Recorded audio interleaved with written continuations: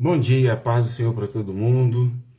Quinta-feira e nós queremos já desde o início começar com a nossa palavra, com a palavra de hoje. Hoje eu quero falar um pouquinho sobre o Deus amoroso e desprezado. É um tema um tanto polêmico, o Deus amoroso e desprezado. Mas acho que você vai entender na medida que nós formos lendo aqui, que fomos falando, fomos discutindo a respeito do assunto, você vai entender. Então, foque bem. O Deus amoroso e desprezado é o nosso tema de hoje. Irmãos, nosso texto encontra-se registrado no livro de Gênesis, capítulo 22. E eu quero ler só o versículo 13, para nós podermos, então, conversar um pouquinho sobre exatamente esse tema. Por que o tema Deus amoroso e desprezado? Veja bem Gênesis capítulo 22, verso 13. Nisso levantou Abraão os olhos e olhou, e eis que atrás de si um carneiro embaraçado pelos chifres no mato.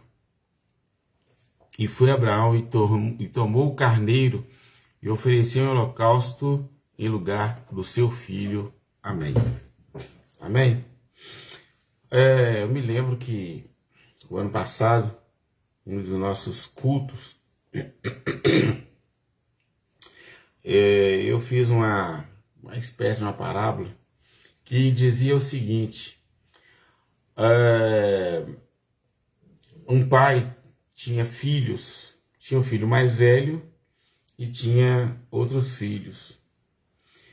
E os filhos mais novos, fica parecendo um pouquinho com a gente tem a ideia na mente aqui, a parábola do filho pródigo. O filho primogênito, o filho chegado, e de repente os outros filhos se rebelaram, e o pai então perdeu esses filhos a quem ele tanto amava.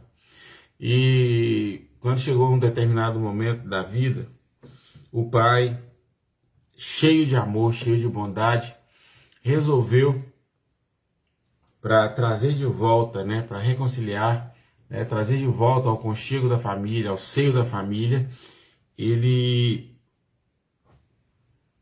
ofereceu o filho dele para pagar pelos crimes, pelo mal que os filhos menores tinham feito. Não que o pai tenha perdido o filho mais velho, mas ele fez o filho mais velho um meio pelo qual ele pudesse reunir novamente os filhos que ele tanto amava. Isso estava falando, essa história fala exatamente de mim e de você, fala de todos nós. E nós temos que levar em consideração isso. E o texto de hoje que nós lemos aqui, o texto de hoje base, o nosso texto base nesta manhã, apresenta exatamente aquele momento em que Abraão apresentou Isaac como sacrifício. Deus pediu a Abraão: eu quero Isaac, o seu filho, teu único filho. Todos nós conhecemos a história. E Abraão então saiu de Berseba e foi para o que seria Jerusalém no futuro, andou em cerca de 80 a 120 quilômetros, por isso eles demoraram 3 dias para aproximar da terra, do Monte Sião, ou da terra de Moriá, como era chamado no dia, no Monte Moriá, como era chamado no dia, que faz parte da cadeia de montanhas do Monte Sião, onde Jerusalém está construída ainda hoje. E em determinado momento, aí você pode acompanhar na sua Bíblia aí, depois do capítulo, do versículo 6, do capítulo 22 de Gênesis, que Isaac olhou, o pai dispensou os empregados que estavam na comitiva com eles, e pegou a lenha, que estava sobre o animal, colocou sobre os ombros do menino Isaac, do jovem Isaac. Isaac provavelmente tivesse aí talvez 17 anos, 17 para 18 anos, talvez até menos do que isso. E Isaac me fez lembrar, né, na leitura deste texto agora, ele me fez lembrar que Jesus teve que carregar o seu próprio altar, o altar onde ele seria sacrificado.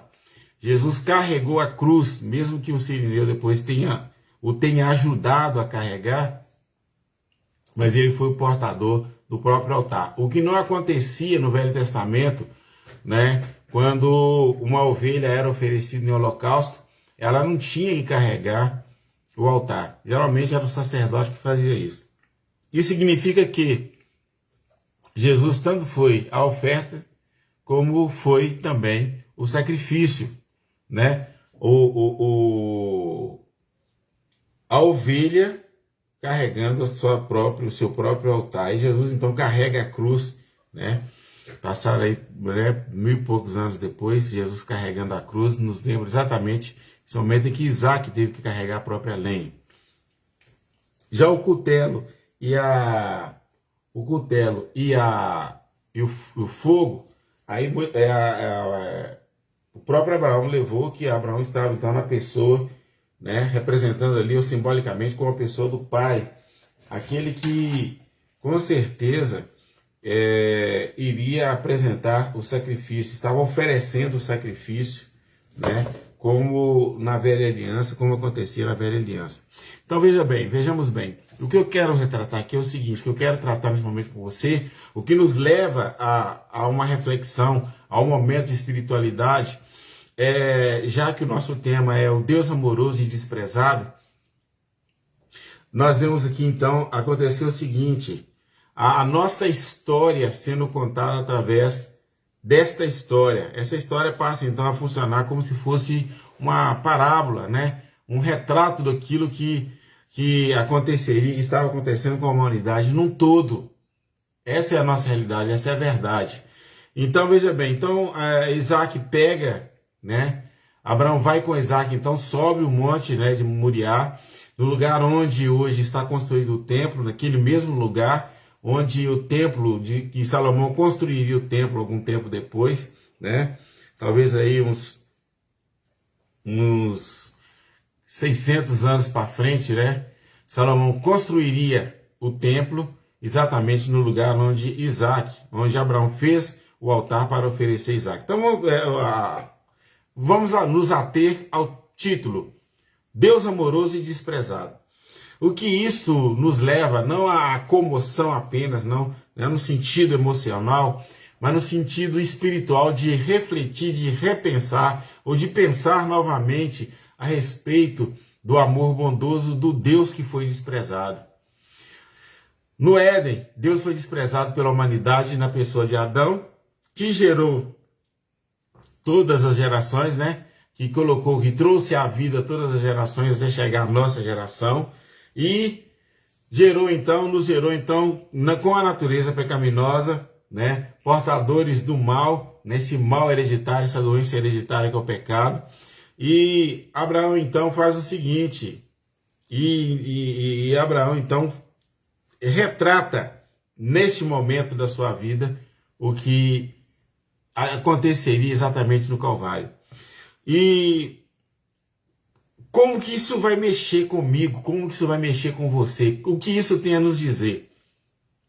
Irmão, nós pecamos e cometemos uma tragédia terrível. O pecado é uma tragédia terrível. É um mal terrível. É uma ofensa, é uma transgressão, é iniquidade. É tudo que você quiser pensar de negativo. O pecado é nojento, o pecado é repugnante, o pecado é um mal, é uma doença degenerativa. Uma doença que corrói não apenas o corpo, né, que mata o corpo, mas que corrói a alma, que nos afasta de Deus, que nos distancia de Deus.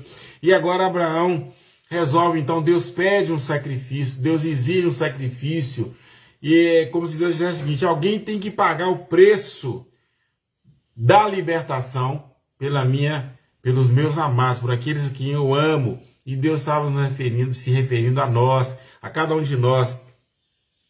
E no sacrifício, então, nós aprendemos o seguinte no verso 13.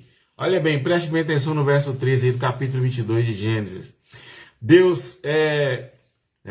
Abraão havia organizado o altar, havia deitado Isaac sobre o altar, e agora ele chegou o momento dele apresentar a Deus o sacrifício. E como se Deus dissesse, olha, esse sacrifício aí, ele não é o sacrifício que eu quero, não é o sacrifício que vai realmente atender a necessidade, que vai apagar o pecado. E Deus então fala, Abraão, não faz isso não, eu já vi que você tem fé, que você é obediente, eu já vi que você é responsável, mas deixa eu te falar uma coisa. Tem que ser um cordeiro. Não pode ser um sacrifício humano. Irmãos, aqui eu aprendo mais uma lição interessante aqui. Uma lição de que o nosso esforço, ele não corresponde, ele não satisfaz, ele não faz jus, né, aos desejos da santidade e muito menos ele consegue. Todo o esforço que se faz, ele não consegue, né, atingir a justiça de Deus.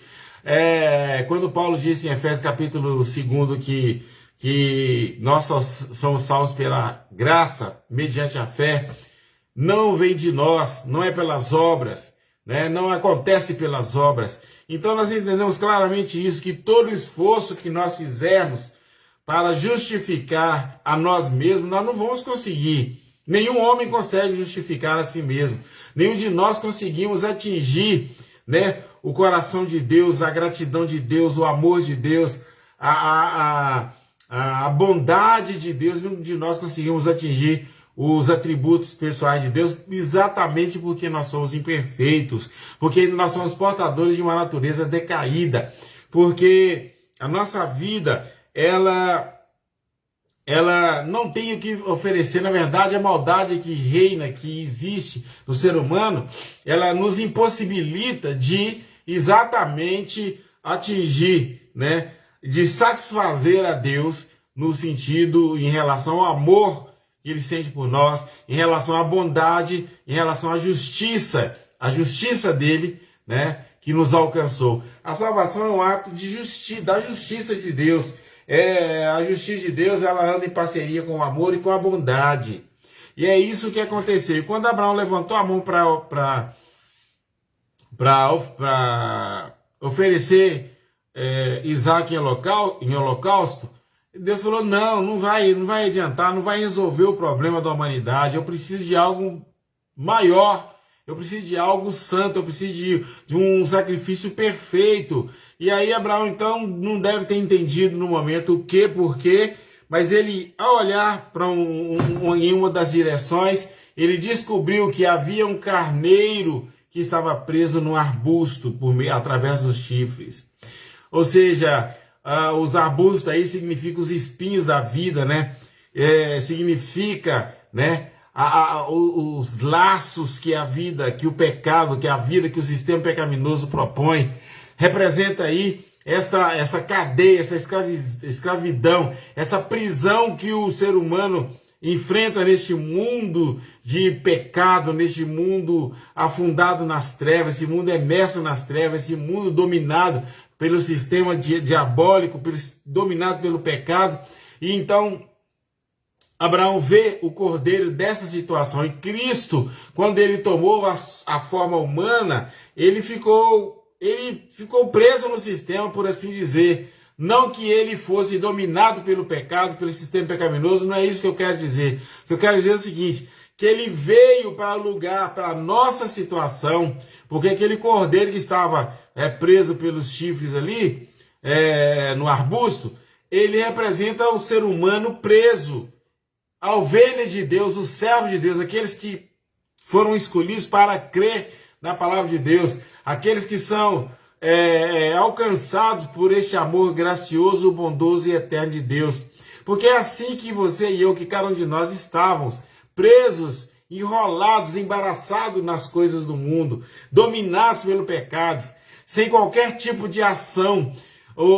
É como se o cordeiro que estava preso ali pelos chifres, no mato, no arbusto, ele tivesse assumido de vez a minha condição e a sua condição.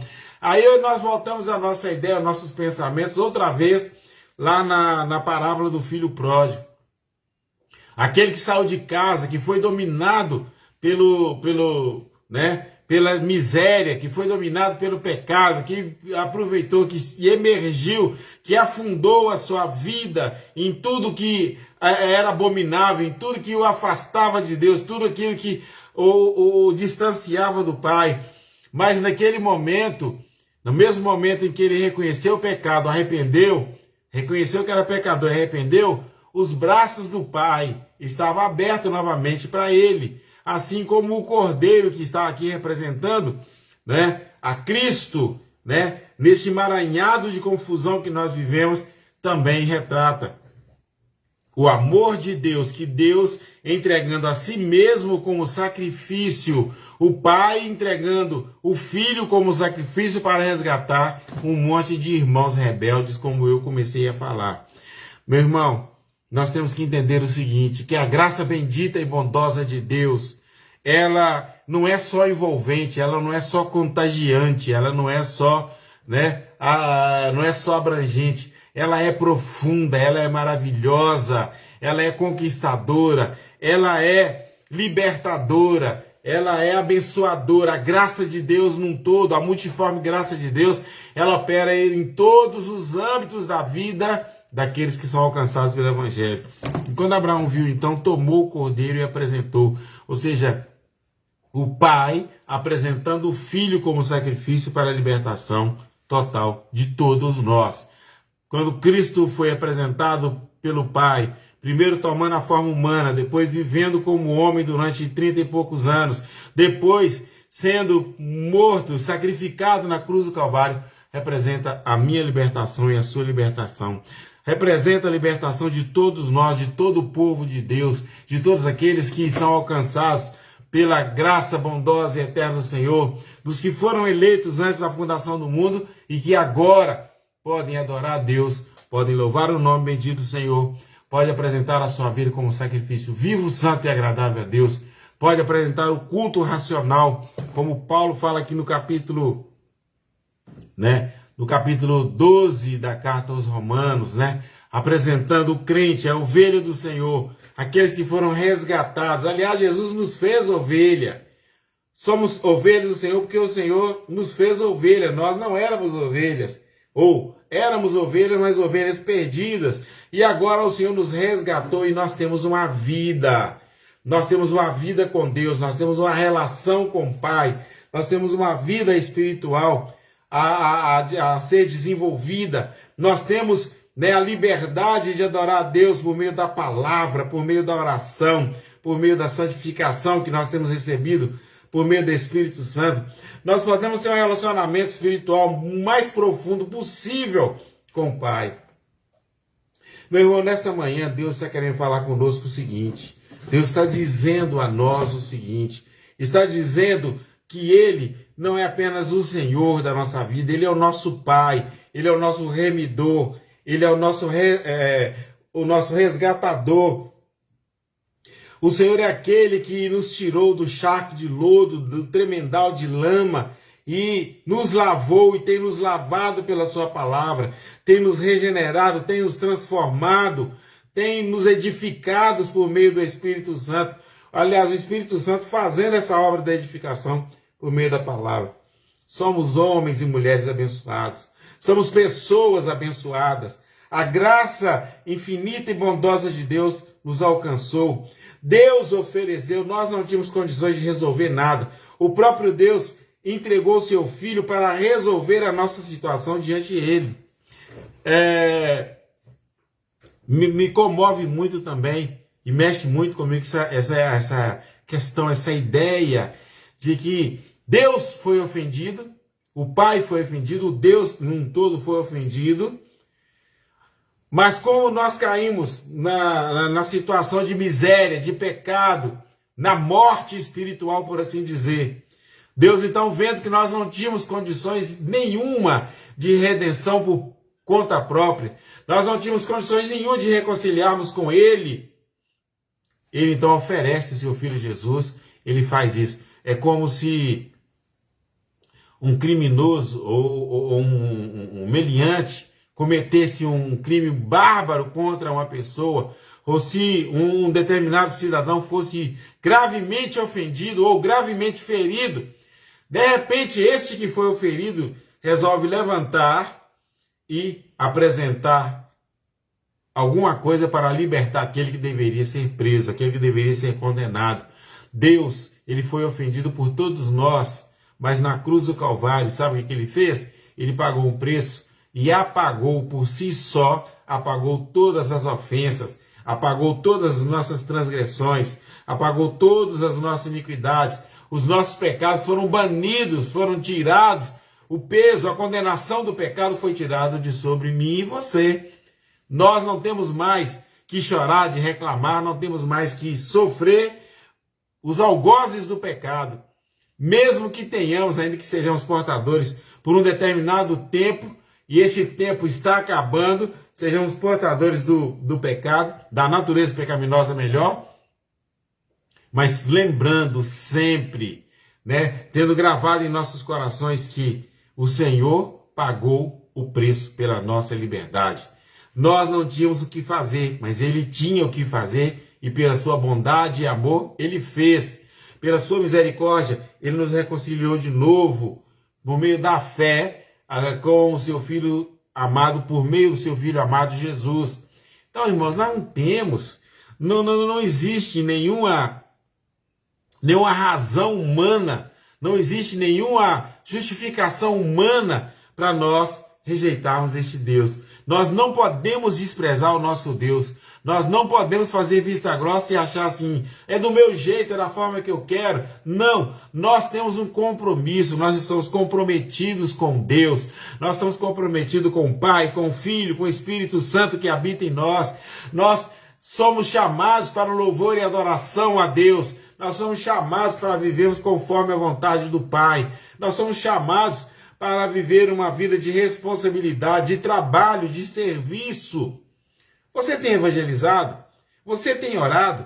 Você tem cantado hinos de louvores a Deus? Você tem exaltado o nome bendito do Senhor, meus irmãos? É o nosso serviço. É o que nós temos que fazer.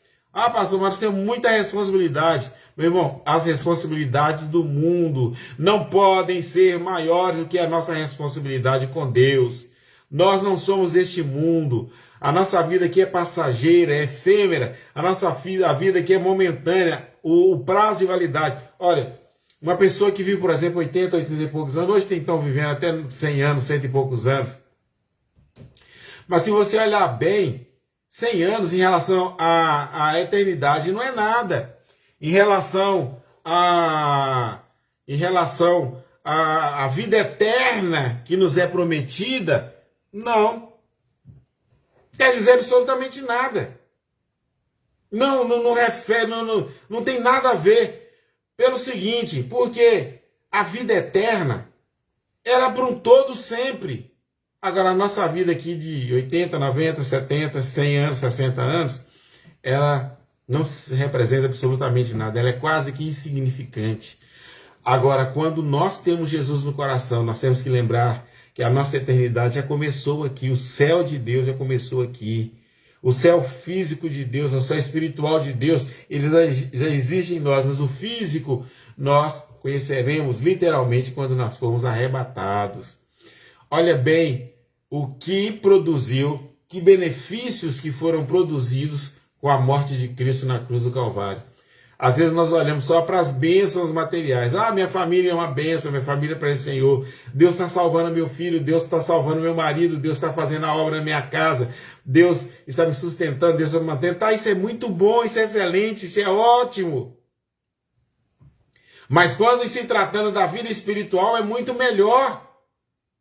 Quando se trata do nosso relacionamento eterno com Deus é muito maior. E é isso que eu quero nesta manhã que todos nós entendamos. É isso que nós precisamos nesta manhã de a boa palavra, lembrar que o Deus amoroso que foi desprezado é o mesmo Deus amoroso que pagou um preço pela nossa justificação, pela nossa redenção, pela nossa regeneração, pela nossa santificação. E é isto que está acontecendo comigo e com você neste momento.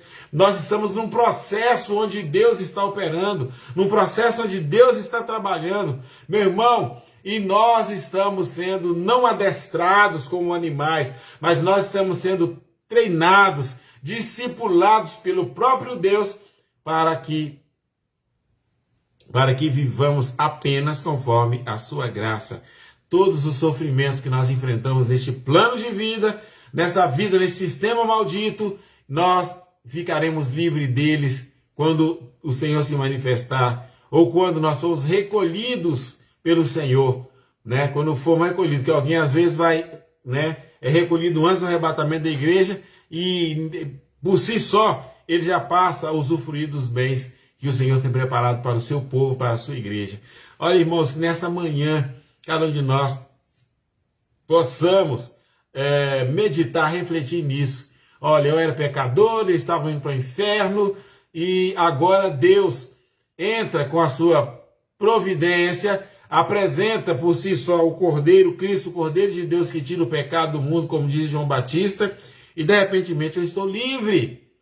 E num estalar de dedo eu estou livre. Num dado momento o Espírito Santo me convenceu da justiça, do juízo do pecado, e continua me convencendo da justiça, do juízo do pecado por meio do Evangelho, e simplesmente me selou para a vida eterna.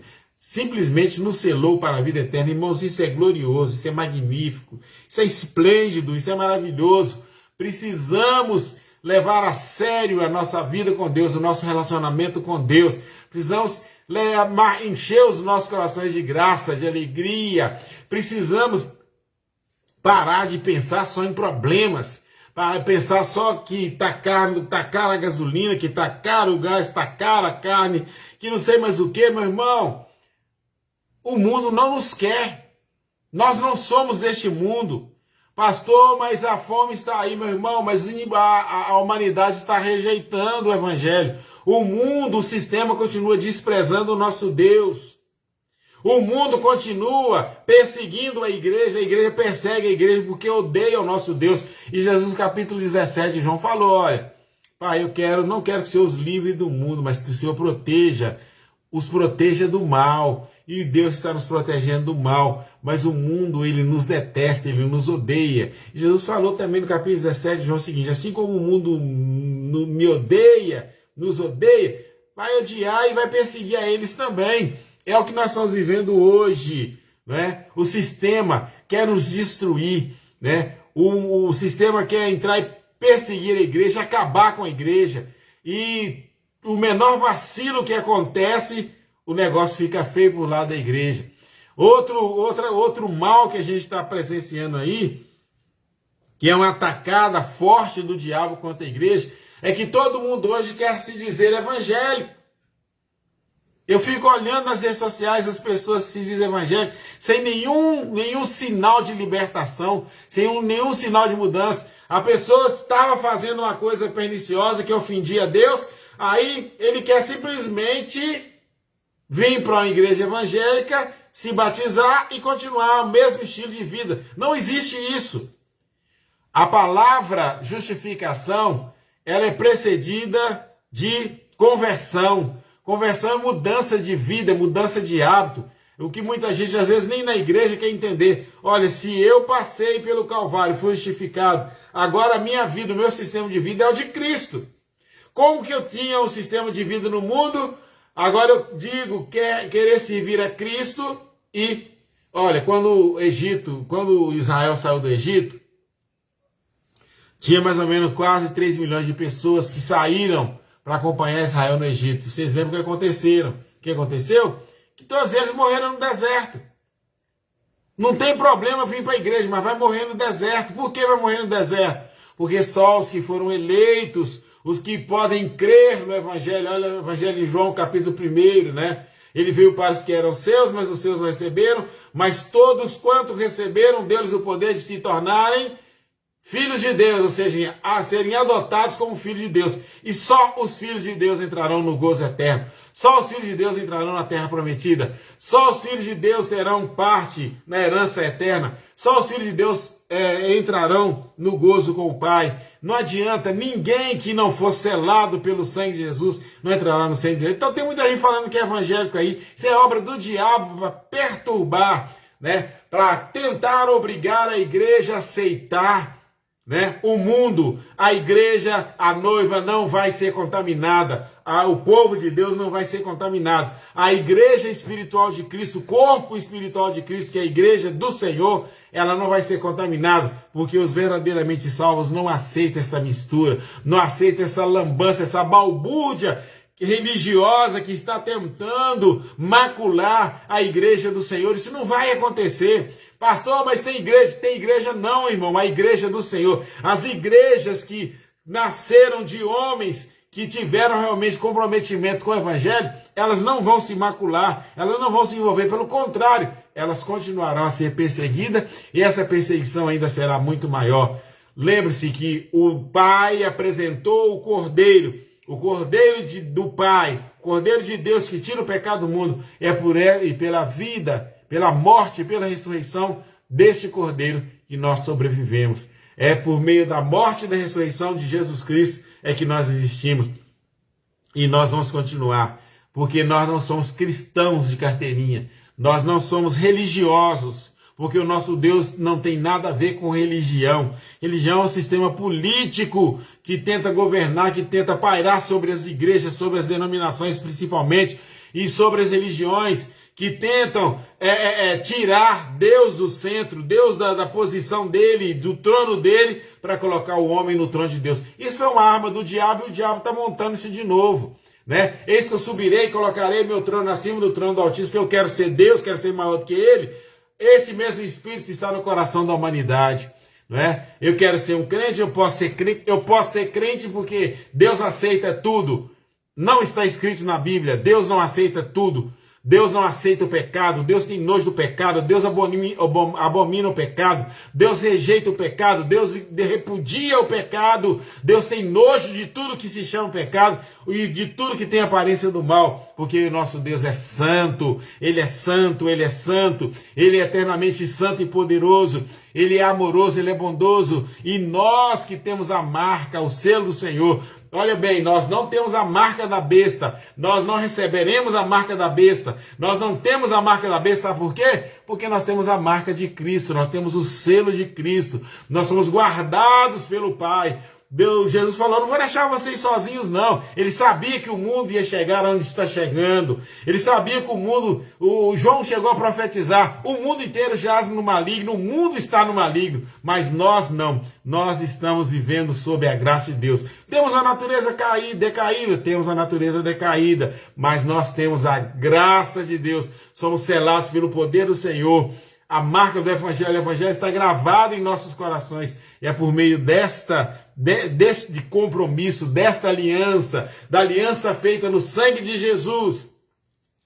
Não basta eu ter a carteirinha de membro da igreja, o sangue de Jesus precisa ser espargido sobre o meu coração, que foi derramado. O sangue de Jesus é como se nós estivéssemos espiritualmente sendo transfundidos, recebendo o sangue de Jesus em nós, somos purificados e de glória em glória nós somos sendo edificados. Meu irmão, que nesta manhã bendita e maravilhosa o Espírito Santo possa nos fazer entender que nós temos que valorizar, não fazer justo porque nós não vamos conseguir, mas nós temos que valorizar tudo o que o Pai fez, todo o sacrifício do Cristo, do Filho Cristo na cruz do Calvário, a ressurreição dele. Temos que lembrar do batismo com o Espírito Santo. Temos que lembrar do Espírito Santo que habita em nós, que cuida de nós, está nos guiando, nos guardando, nos dirigindo, nos orientando, nos ensinando, nos fortalecendo.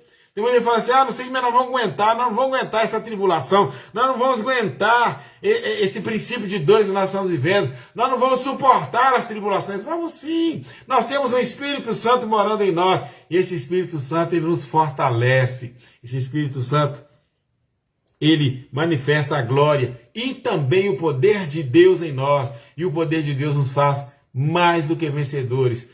A graça de Cristo nos faz mais vencedores e somos realmente vencedores por Cristo Jesus, nosso Senhor. Que Deus nessa manhã de salvação nos abençoe, que todos sejamos fortalecidos com a graça do Senhor Jesus, o Deus Nós íamos para o inferno e o Senhor ofereceu o Filho dele para que nós não fôssemos para o inferno. Aí está o ato amoroso de Deus para com a minha vida, com a sua vida, para com os nossos familiares, para com toda a igreja do Senhor. Oremos ao Senhor. Deus bendito, obrigado pela tua palavra, pela boa palavra nesta manhã. Obrigado que o Senhor nos fez lembrar que o nosso Deus amoroso, ele foi desprezado e está sendo desprezado pela maioria dos homens que habitam a face da terra em todos os tempos, em todas as gerações. Mas o Senhor continua fiel, né? Nós podemos falhar, mas o Senhor é fiel no cumprimento da tua palavra. Tu é fiel à tua própria palavra.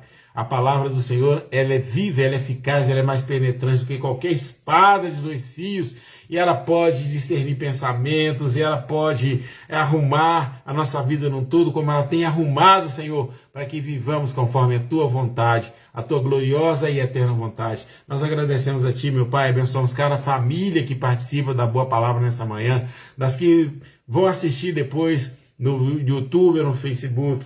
Senhor, dos teus servos que estão aí, que haja uma renovação espiritual, que haja um avivamento espiritual, que haja, Senhor, um fortalecimento, que haja fervor em nossas mentes e corações, e que sejamos unos, meu Pai, no sentido de vivermos uma vida para o Senhor, adorando, magnificando, exaltando o teu nome, servindo a ti, pregando a palavra, Senhor, de forma que o pecador saiba que nós temos um Deus que é vivo e poderoso, aqui a glória do Senhor está sobre nossas vidas, sobre nossos corações. Nós oramos e te adoramos nesta manhã, em nome de Jesus. Amém. Amém? Compartilhe o seu vídeo, entra lá no canal YouTube, tá certo? Ah, pastor, não tem YouTube não, entra lá, faz. Se você tem Wi-Fi ou você tem internet no seu telefone, entra aí, faz e coopere conosco. Que Deus abençoe a todos que estão presentes, né? A turma da igreja aí até a tarde, às 19h30, quando nós estaremos estudando mais uma vez a palavra do Senhor. Bom dia para todos, que Deus abençoe. Amém.